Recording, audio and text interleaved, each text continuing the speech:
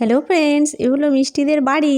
আর এই যে বাড়ির নিচে ওর মা বাবা থাকে, আর ওপরের দোতলার ঘরে থাকে মিষ্টি, আর ওপরের ছাদে এখানে থাকে কেষ্ট। আর এই যে কিছু গাছ লাগানো রয়েছে ছাদে, আর এই ঘরে মিষ্টি আর মিষ্টির বোন থাকে। আর এই যে শাশুড়ি বৌমা কী গল্প করছে আজ দেখি।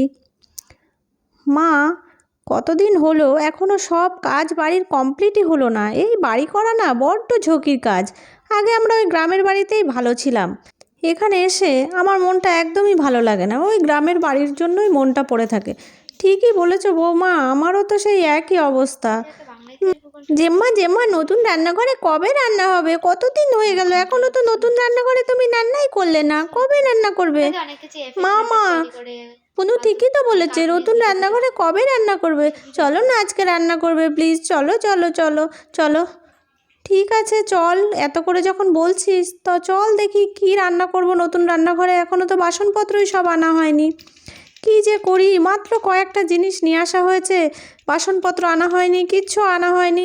এখন আমি ওদেরকে কি করে দিই বলো তো? এখন একটু পাঁপড়ই ভেজে দিই, তার মধ্যে বেসিনটাও লাগানো হয়নি।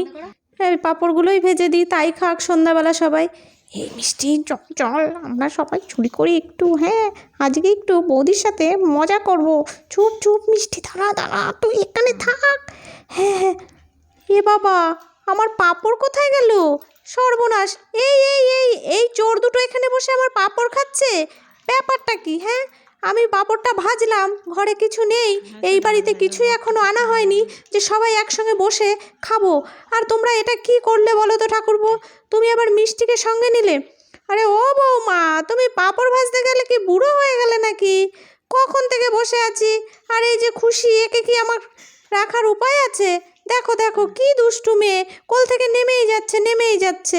হ্যাঁ বলো তো, আর পাঁপড় নিয়ে তুমি তো যাচ্ছই না। এই মিষ্টি দিদি, আমাকে পাঁপড় দে, নাহলে কামড়ে দেবো।